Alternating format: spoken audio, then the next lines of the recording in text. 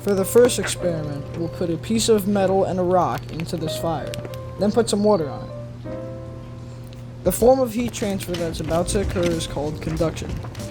First, the fire's energy is transferred to the piece of metal and the rock. Both of these are conductors, meaning they can trap and let energy flow through them. These materials molecules now have a lot of energy and are moving fast. They have lots of kinetic energy, and the temperature increases.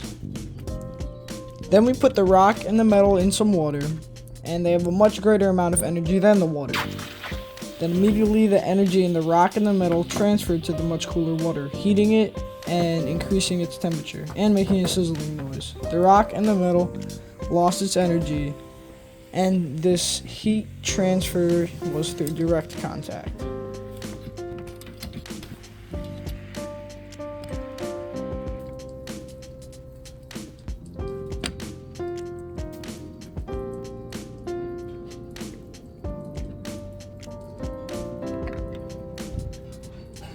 You can see how fast the temperature is increasing compared to what it initially was. So the initial temperature was now it's 49 degrees and the initial temperature was only 19. That's how fast it changed. Now for the next experiment, we'll be placing a glass of water near a warm oven and one on the counter with only room temperature affecting it. Both will have thermometers, and after 12 minutes we will compare the temp between the two. The water is 14 degrees initially.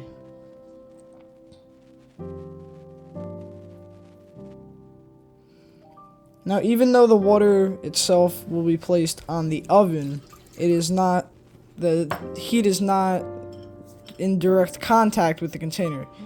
It's radiation because you can still feel the heat when you feel around it.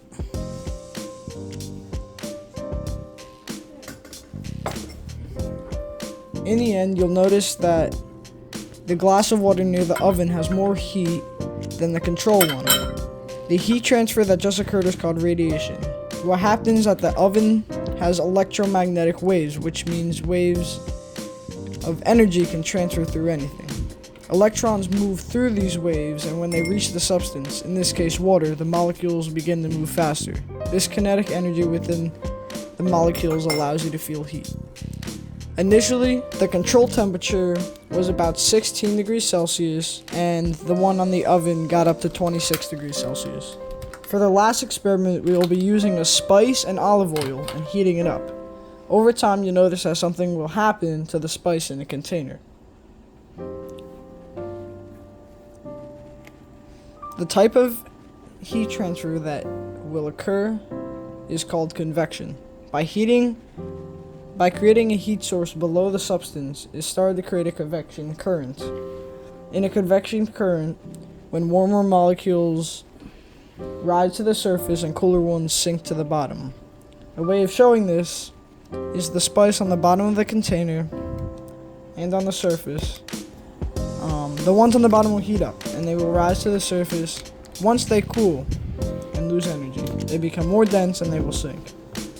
Warmer molecules have a lesser density than cooler ones because warmer ones will heat up and spread out more. In the end, they will take up a larger amount of space and float. You can see how when they spread out to the sides, they will sink because they cool down. And then once they move towards the center, they will start to rise up again.